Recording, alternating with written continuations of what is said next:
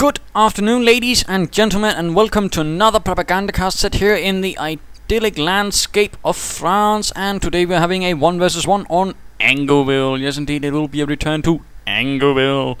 And let's not try to keep saying Angoville. I feel that might become a bit monotonous and annoying. So let's get straight to things. Let's get straight to the actual map. Angoville, as I'm sure most of you are aware, there we go, finally able to pronounce it, is split in two, split through by the road, split through by the bocage. And of course we do have this nice bit of crossroads right there, which is a rather nice spot for mining. So keep that spot in mind if you ever do happen to have some engineers or sappers or pioneers or anything else that can lay down mines, and you just so happen to be looking at this crossroads, then you should go, hey, that's a really nice spot for a mine, and put one down immediately. I can pretty much guarantee you it will kill or maim something or disable something rather swiftly. Pretty much.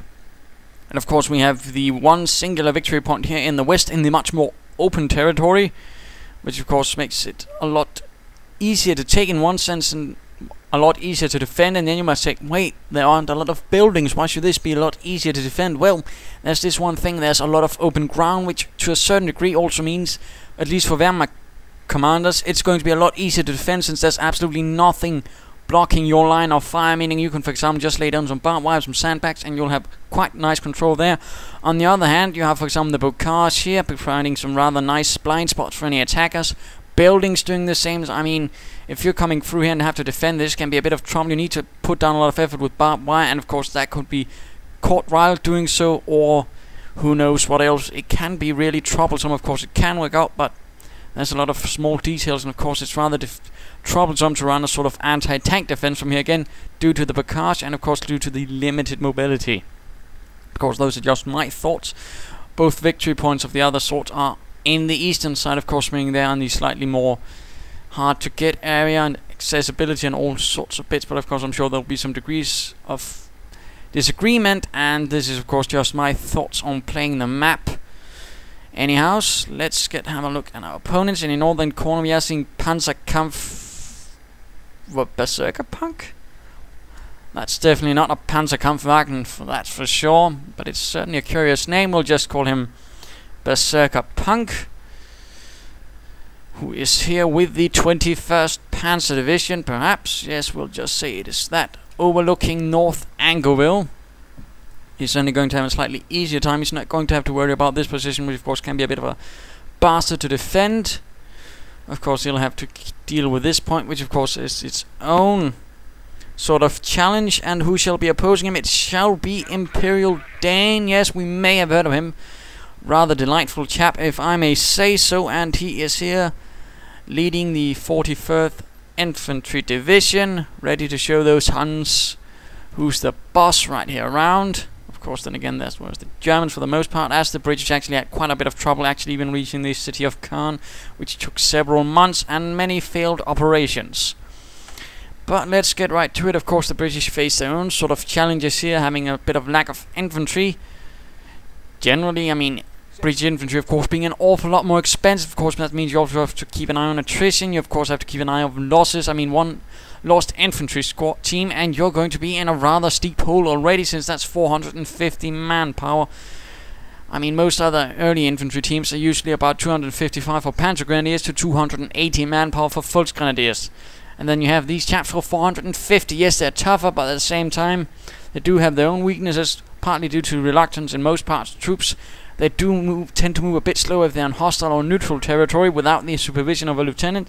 There we go, the lieutenant, the sort of chap who's supposed to keep them under eye, and is also the where they actually get any sort of veterancy bonuses, since British troops do not. Reconnaissance section on the move, securing this area. I rather prefer to do so, while I keep the lieutenant for the smaller, less important points right next to me, so I don't get him rushed into trouble before an infantry team is ready. Packing up the truck, and what am I going to do? Well, I'm going to do something I've been rather experimenting with in these sort of maps. I lock him down on this strategic point, not on a fuel point, not on a munitions point, but this strategic cutoff point, ensuring that pretty much he can try and harass all he wants. He's not going to get it. That sort of thinking is rather what I like. It basically means he's going to find suddenly his harassment is a lot less effective, while at the same time I don't rush my truck too far ahead. It will still be in the range of the Vickers machine gun emplacement and thus be protected. So it's sort of a double advantage here for me as far as I'm concerned, because again I don't feel like rushing in my headquarters command truck, as I could end up in sort of pinning situation where I'm suddenly standing there with the headquarters command truck, which is of absolutely no use to me because everyone near it is pinned down and full of holes. We are seeing pioneers advancing through here. In fact, we are seeing 3 pioneer teams, so a rather bold capturing strategy we're seeing here. In fact, he's going for some of the cut-off points himself, but also going straight for the more important points without actually linking them up right away. But there we go. Munitions point, meaning of course this fuel point has been linked up as well. And I'm of course sort of trying the same thing in these, but not to the same scale. Infantry section moving in towards the west, and more or less the most part of the west on map has in fact been secured by the 21st Panzer Division. There we go. Some Volksgrenadiers representing some ersatz Panzergrenadier, I'm sure, moving out. Basically part of the ersatz battalion, which was a battalion every division had, which was basically there where replacements were sent before they actually entered the division proper, to sort of be trained in whatever the division felt was necessary, and of course gain some knowledge from the veterans so they didn't get right out and get shot. And what is this we're seeing? What a rather bold maneuver, something you might have seen me do myself, but laying down sandbags during fighting, ensuring that the units will immediately be gaining some heavy cover where there normally isn't, and of course against units in light cover, well, that can actually be a nice advantage. But what is this? A Bren carrier to the rescue. That's rather going to make things a bit more messy for the German commander, although my British troops are taking some losses, although the pioneers are the same. Then again, pioneers are a bit cheaper to replace than infantry troops, from the infantry section that is. Bren carrier gunning away, crashing through the wooden fence. It does not care for this, and tries to move about the German defenses there, but getting a bit shot up there. Instead pulling out and getting the Vickers machine gun emplacement. I really like getting the Vickers machine gun myself. Absolutely great upgrade for the Bren carrier, can really offer up a lot of firepower. For only 50 munitions on a very mobile platform, it can do quite a lot of damage, in particular if your opponent goes very heavily on infantry. And we are seeing a bit more coming out from here. Lots of pioneers, some not apparently fully reinforced, but these 2 Volksgrenadier teams are holding up, although one team is dangerously low on men. And these pioneers are assisting the Volksgrenadiers, in fact, meaning he has 4 pioneer teams. That's a bit excessive, in particular after he's getting Volksgrenadiers. Wonder what's going on there.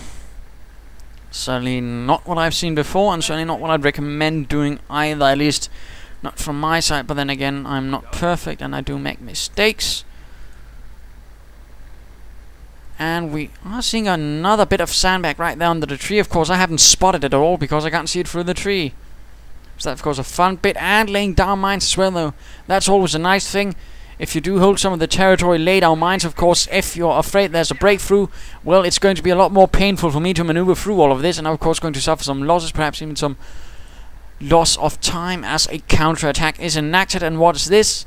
Now moving all of these forces towards the east. The wounded pioneer teams, slightly full pioneer teams, and some Volksgrenadiers all moving towards the east. And we are seeing a sniper Scharfschützen.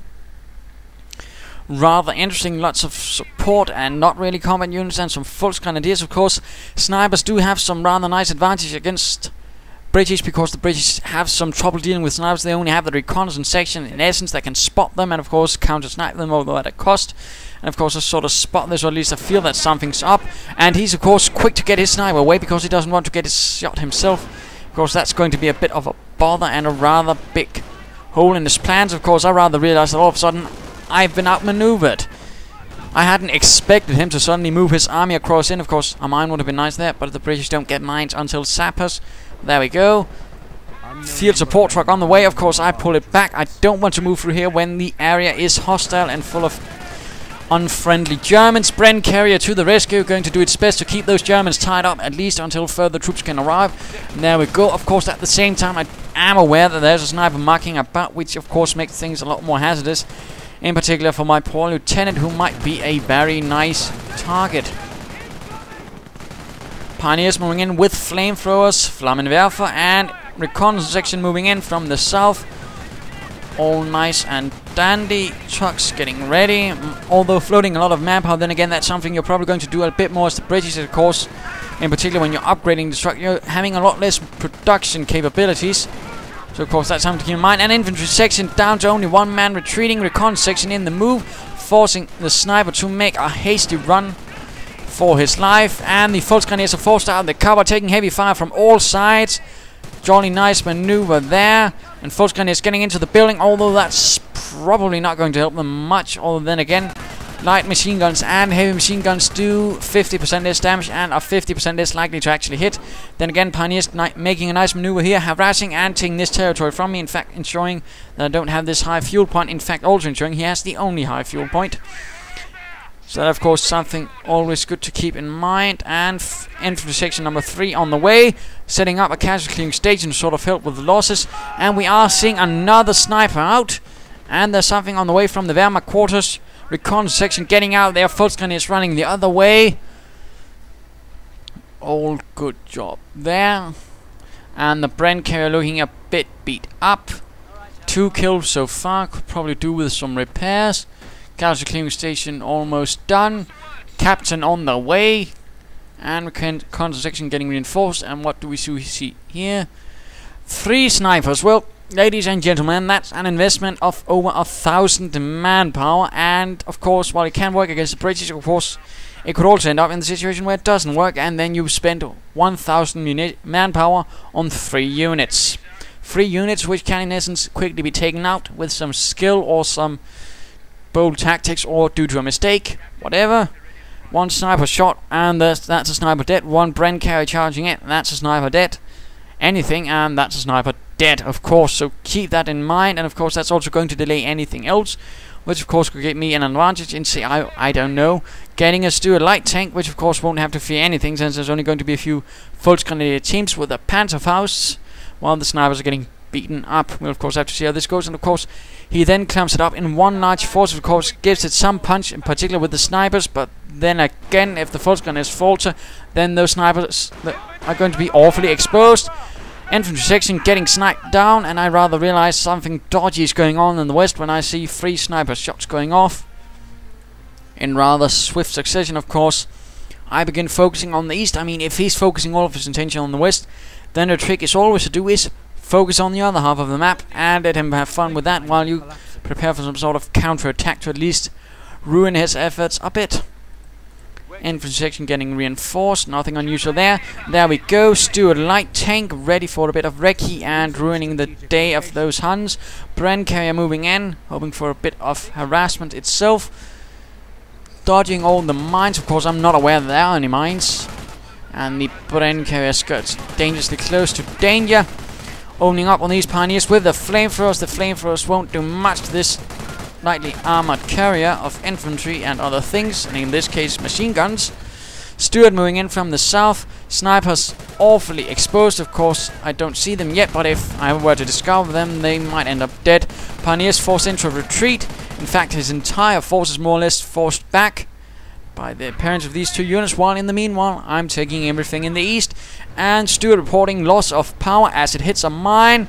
And once more the Bren carrier skirts around the edge of a mine and avoids it.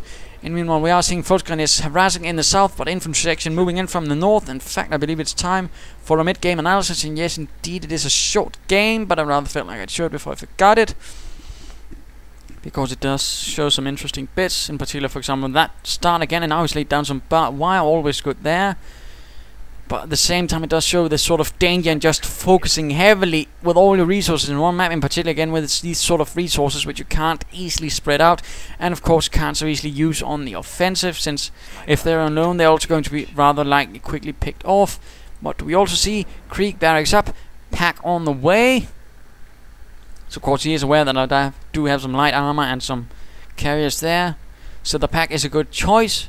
Then again, with so little infantry to discover it, if again something to cover it, if something goes wrong, that pack might be awfully exposed. But for the mid-game analysis, well, currently I'm sort of holding the advantage. Then again, he does have 3 snipers at the same time. He's not really able to use them properly, in particular since he has the habit of constantly cloaking them instead of decloaking them, when he can just use them to move around behind his own lines, and of course when they are not in any danger. There's no point in running around troops cloaked in friendly territory. It's just a waste of time. Simple as that. So anyways, of course he's getting a pack, but at the same time he's lacking aggressiveness and he's lacking punch. Whereas I'm of course able to just throw in some light armor and ruin all of his plans with a bit of infantry. Yes, they're the snipers, but then I retreat and focus on the other half of the map. And of course, then he won't be able to do anything again, because then the snipers are on the other hand, and then they'll have to creep all the other way over to the other half, and that's sort of a problem with such attitudes and behavior. But let us return. Of course, he really needs to land a decisive blow. He really needs to push on, and he really needs to hold one side on the map. So of course he can use his snipers much more effectively. He needs something to hold one side. But of course, it doesn't look like he's actually getting that. And these Volksgrenadiers are coming under a bit of fire. Bren carrier charging in, guns blazing for glory. And the Volksgrenadiers quickly retreating, while the Stuart limps out of there, engine damaged. And the cabin is probably full of smoke and other bits. Probably spilled tea as well.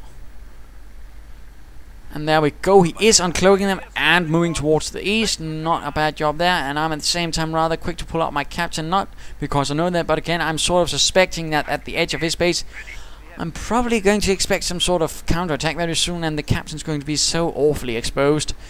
And laying down a Vickers machine gun emplacement as well to sort of control the center. I mean, laying down an emplacement as the British is a good thing. Of course, question is, what sort of emplacement do you want and why? In this case it's basically to hamper his movement. This area is basically going to be a no-go zone for him, which of course gives me some effort in concentrating everywhere else with other bits. And of course just being a nuisance, and even then if he does decide to charge through here, the Vickers machine gun emplacement is going to ensure that's going to be a problem. In terms of actually doing it, sappers with Piats, Stuart repaired, and those sappers might want to get out moving soon, perhaps laying down some mines, which is something so few British players actually do. I mean, I've seen a lot, in fact, complain they have so many munitions and they don't know what to do with them. Well, why don't lay down some mines? You can, with so many munitions, you can lay down a ton of mines, and apparently someone's pinging me on Steam. And of course I can't respond at the moment, so my apologies to him, and of course to you for being bothered by this. This is not your Steam going off, this is mine. And we are seeing a large pioneer force charging in from the north, lots of flamethrowers, absolutely no veterancy, and that of course is a rather interesting thing. He has absolutely no veterancy. Bren carrier moving in from the north, hoping to catch something. And these British troops are coming under an awful lot of actual fire. Not gunfire, but flamethrower fire, and there we go, getting scorched, getting killed, and getting out of there. And at the same time we are seeing a light counterattack moving in. Bren carriers and Stuart once more to the rescue. Pioneer go down, and the other chaps are still standing up, trying to seize the victory point. One down. Stuart moves in, fires off a shot, and the last Pioneer is dead. That was rather unfortunate, while these snipers continue, and the pack is also moving forward. We are seeing a rather slow advance here. Lots of support teams to support only 2 infantry units. A bit of pack action, and we are seeing another pack on the way. No, and some grenadiers with lots and lots of Panzer tracks. Of course, he might end up dropping those, because again, a unit with lots of weapons like that does have a higher tendency of dropping them. There we go, Volksgren is running straight into the Vickers machine gun emplacement and retreating. And while of course it might do well against the Bren carrier, or to at least a certain extent against the Stuart, it might not do so well against my infantry, or of course anything else really if caught out in the open. And of course if he drops one, that's going to be to my advantage. Armor command track on the move, and again I'm sorry for the ping of Steam. Doesn't really show that I'm in game. And one another British chap getting sniped by those damn snipers. They are awfully active. The 21st Panzer Division really having called in on the sniper support, but not so much on the infantry support, which I'd rather say is more vital. At the meanwhile, sappers laying down mines, in particular here, because this is a nice tight spot, and of course sort of a bottleneck, and if you move through here, his troops will be rather clumped out, so when they hit the mine, boom, a lot of dead and wounded. Stuart moving out, and he seems to be moving in here, but he's not going through here. Might be he wants to move through here, we'll have to see. Apparently moving from both sides of the house. And hitting the mine, killing and suppressing the grenadiers. In fact, are awfully suppressed and clumped up. The Stuart is close by, and a single canister shot, and it could end up very badly for those grenadiers. Stuart taking an awful lot of fire, but a single cannon is a shot, and that grenadier team is lost alongside those 150 munitions invested in it. And again, that's another reason you don't want to equip it like that. If you lose it, that's 150 munitions gone. That's a lot of munitions just out of the window. A very good reason, in fact, not to invest in it like that. And of course, he only managed to fire off one shot, and then it was goodbye, Panzer. Snipers moving forwards with a bit of veterancy. Not bad, not bad. He has a lot of manpower, a lot of fuel. In fact, incredible amounts of fuel and a nice bit of munitions, but he has no doctrine and apparently no idea what to do. At the same time, his snipers are sort of maneuvering about, setting up a 25-pounder gun howitzer, figuring I might as well try to catch the snipers that way, since they can't really hide from howitzer shells. But of course, as opposed to camper, once I have an idea and I'm blasting away, they're going to be dead if it hits. Anyways, and of course he doesn't know that I have a 25-pounder gun, so that's of course even more fun for me, not for him of course. Recon section and regular infantry section moving in, hoping to catch something here. There we go, some getting sniped, but not the recon section, which continues onwards, and those chaps rather realize in a bad spot, and looks like the recon section might finally get a shot off. Sniping one of the snipers, hooray, and the pack again exposed, sort of leaving his support units out in the open and losing them because of that. Again, support units should stay behind your infantry, not at the front without any support. And generally any infantry and snipers are not infantry, they're support. We are seeing a small engagement here, but the infantry chaps are getting out there, and we are seeing the assault phase having been reached, and a Sturm Armory on the way. Could it be getting some Stugs, Geschützwagens, a Puma, or the Nebelwerfer? We'll of course have to see, and of course I have yet to reveal that nice tasty surprise I have in terms of the 25-pounder gun, but once I do, I'm sure he'll pay notice to it. And more mines being laid down here, figuring that the first one did so well. Why not get some more? Because again, I have sappers, I'm the British, why not lay down some mines? Because again, you also notice that, of course, since a lot of British players don't lay down mines, a lot of German players don't expect mines, and there we go, an extremely nice shot right there, killing 3 Volksgrenadiers, forcing the last into a swift retreat. Jolly good job there. Only 2 snipers left, and a pack again, awfully exposed. If some sort of daring, roguish British commander was to send in a lot of infantry with perhaps a recon section, those chaps would again be awfully dead or forced to retreat, leaving behind another pack. Of course, this one has still to retreat, and of course retrieving a pack is generally always a good idea. And of course, always laying it down another mine in one where it's already gone off. Why not? You don't rarely see players don't think, oh wait, there might be another mine there. In fact, they'll just assume, well, this mine already went off, there's not going to be another mine, there possibly cannot be. And then of course another one goes off, so again, it's why not. And of course it also gives you an idea, well, where it's already going to be effective. In fact, I've seen players continually run into a mine in the exact same spot, and there we go, Pioneers running straight into things, getting gunned down. And just in case of level, I do believe this chap was in fact rank 12, so he wasn't exactly a novice, just for your information. And we are seeing the Stug out, Sturmgeschütz, so he can't be 21st Panzer Division. Then again, could have been just been a replacement. We'll just assume that. And the Brenn looks like it might meet its demise, running straight into a pack. That was rather unfortunate. And now getting a Puma at the same time. I am getting the Cromwell tank. Of course, the Cromwell will have some trouble with the frontal bit of the Stug. Then again, with flanking speed and can't get around. And of course, with say a pack and support, that Stug might face a bit of trouble. Stug charging ahead. Sturmgeschütz on the move. And again, the 21st Panzer Division actually used the Geschützwagen. It was actually specifically designed for them, since they didn't actually have any Stugs and could not get any. In which case, a German major was set about converting French tanks to make their own Stugs, and that was the Geschützwagen that was the result. And Cromwell charging in, flank speed, flanking about and stopping up right in front of the Stug. That's generally not the idea of flanking. Stug getting out of there, Cromwell having a bit of trouble actually reaching a flank and then getting out there, rather realizing it's going to be silly. And the 25-pounder opens up. Where to, I wonder? Perhaps right into the base of the German forces. Puma on the move in the west. On the prowl, in fact, he says. Well, we are seeing some Volksgrenadiers once more trying to take this point, hoping not to get hit by artillery this time. Snipers and Stug on the move. interesting combination, but it's not really something that's going to really help with any push. And another Stug on the way as the Sturm Army continues to take fire. Sniper ready to engage. Looks awfully quiet, and these Volksgunners are coming under quite a bit of fire. Forced retreat, and the Puma moves down through the central road. How shall this turn out? Awfully close to some mines, and there we go, hitting the mines. And me, for some reason, calling in artillery just because I can. But there was no need. The Piets handled it, and there we go. Game over. Yes, indeed, it was a short game. Do apologize. Of course, if you feel you can provide more interesting, feel free to send them in. I am again sort of lacking in newish games. So sometimes I get a lot of games, sometimes I don't. So of course that sort of creates a mix. And then of course when I always get games, I always seem to get a lot of one type of games, and I don't really seem to get any interesting spread. But I'm not going to complain.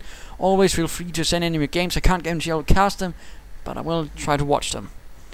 Anyhows, a short 1 versus 1, British versus Wehrmacht on Angoville.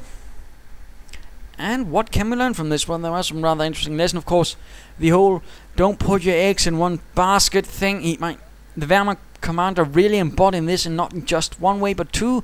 First with the snipers really banging up his Volksgunners, but then again, as soon as the Volksgunners were forced to run away, those snipers became less than useless because my reconnaissance troops would just charge in and try to snipe them down, which rather quickly forced them out.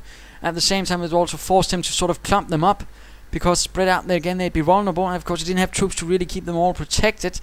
So sort of one punch at a time, really heavy one, but one I could easily dodge, and then of course focus on the other half. Secondly, of course, there were the grenadiers with dual Panzer, which were taken out in seconds. Again, don't equip your grenadiers with dual Panzer, it's not going to do an awful lot. And of course mines, alright with mines, but then again ISO did as well. So of course, use mines if you can. Anyhow, I hope you enjoyed this fight. If you did, why not subscribe or tell your friends? And if you didn't, well, why not send in a replay of your own? And this is ImperialDane saying, don't put your eggs in one basket. Cheers!